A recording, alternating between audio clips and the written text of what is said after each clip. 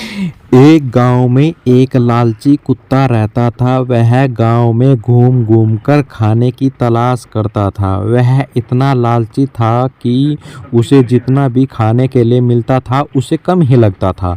गांव के दूसरे कुत्तों के साथ पहले उसकी बहुत अच्छी दोस्ती थी, लेकिन उसकी इस आदत की वजह से सभी उससे दूर रहने लगे।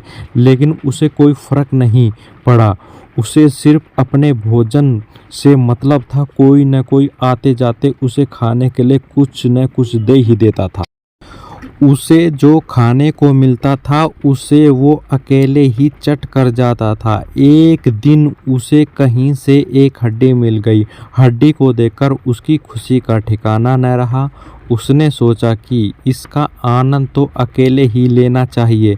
यह सोचकर वो गांव से जंगल की ओर जाने लगा।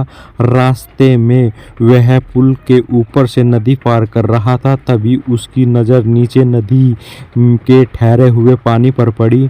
उस समय उसकी आंखों में सिर्फ हड्डी का लालच था। उसे यह भी पता नहीं चला कि नदी के पानी में उसका ही चेहरा नजर आ रहा है।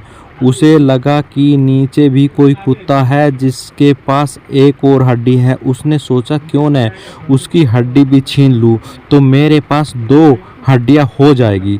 फिर मैं एक साथ दो हड्डियों के मज़े से खा सकूंगा। ऐसा सोचकर जैसे ही वह पानी में कूदा, उसके मुंह से हड्डी सीधे नदी में जा गिरी और मुंह से छूटकर हड्डी के पानी में गिरते ही कुत्ते को होश आया और उसने अपने किए पर पछतावा हुआ।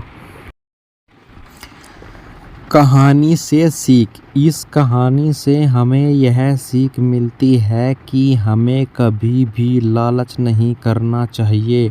लालच करने से हमारा ही नुकसान होता है।